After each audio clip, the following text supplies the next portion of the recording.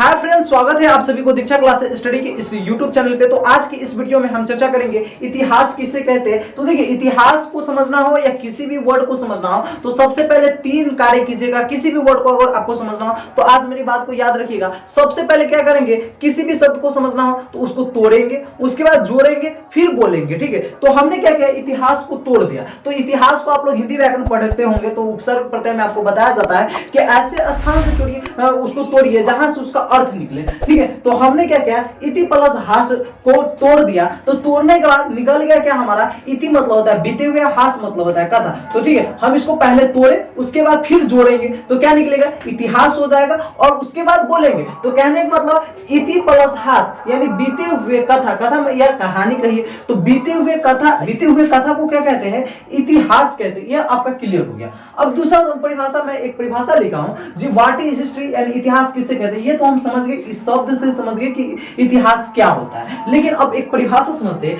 परिभाषा में मैंने आपको लिखाया इतिहास सामाजिक विज्ञान की वह शाखा है। देखिए, सामाजिक विज्ञान की वह शाखा है इतिहास। कहने का मतलब सामाजिक विज्ञान में एसएसटी में बहुत सारे बुक आ जाते हैं। आपका भूगोल हो गया, ज्योग्राफी हो गया, इकोनॉमिक्स हो गया, काफी ज्यादा बुक आ जाते हैं। ठीक है, तो उसी का एक शाखा इतिहास भी है। तो इतिहास सामाजिक विज्ञान की वह शाखा है जिसके अंतर्गत, किसके अंतर्गत, तो हम इतिहास के अंतर्गत बीते हुए घटना या उससे संबंधित व्यक्ति का, यानी कोई भी घटना घटा तो उससे संबंधित कोई ना कोई व्यक्ति होंगे। जैसे भारत आजाद हो रहे थे तो उस समय एक घटना घट रहा था। उस समय 1857 की क्रांति हो रहा था, बहुत सारे क्रांति हुए थे। तो उस समय क्या, उस क्रांति जैसे चंपारण सत्याग्रह हुए तो चंपारण सत्याग्रह से संबंधित कोई ना कोई व्यक्ति तो रहेंगे, जैसे महात्मा गांधी रहे हुए थे। तो इसी प्रकार से यानी कोई भी घटना घटेंगे तो उससे संबंधित कोई ना कोई व्यक्ति होंगे जिसका काल कर्मानुसार अध्ययन करते हैं। क्या करते हैं, काल कर्मानुसार अध्ययन करते हैं। कर्मानुसार कहने का मतलब एक के बाद एक अध्ययन करते हैं। कहने का मतलब अगर आपको इतिहास पढ़ना है तो आप जैसे 1857 की क्रांति को न पढ़कर सीधे आप 2000 ईस्वी की कहानी को पढ़िएगा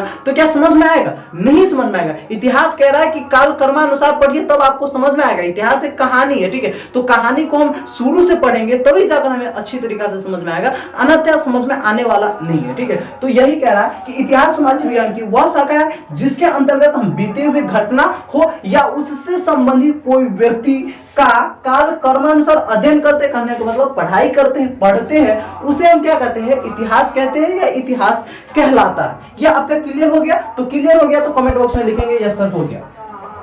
इतिहास सामाजिक विज्ञान की वह शाखा है जिसके अंतर्गत हम बीते हुए घटना या उससे संबंधित व्यक्ति का काल कर्मानुसार अध्ययन करते हैं, उसे इतिहास कहते हैं। दूसरा प्रश्न, काफी बार यह क्वेश्चन ऑब्जेक्टिव में पूछा जाता है कि आप इतिहास पढ़ते हैं तो इतिहास के जनक कौन है, इतिहास के पिता कौन है, इतिहास के अब्बूजान कौन है, तो हमें बताना पड़ता है और हमें याद ही नहीं रहता है। इसलिए मैं आपको बता दूं, इतिहास का पिता यानी फादर्स ऑफ हिस्ट्री कौन है, तो हेरोडोटस को माना जाता है। किसे माना जाता है, हेरोडोटस को इतिहास का पिता माना जाता है, इतिहास का जनक माना जाता है। तो ये रहा हमारा इतिहास की परिभाषा। अगले वीडियो में हम चर्चा करेंगे इतिहास का वर्गीकरण कैसे किया गया, इतिहास को कितने भागों में बांटा गया। काफी इंपॉर्टेंट क्लास रहेगा, सो प्लीज आप सभी उस वीडियो को भी देखिएगा, डिस्क्रिप्शन में लिंक मिल जाएगा। ठीक है, धन्यवाद, थैंक यू सो मच। फिर मिलते हैं अगले वीडियो में, थैंक यू।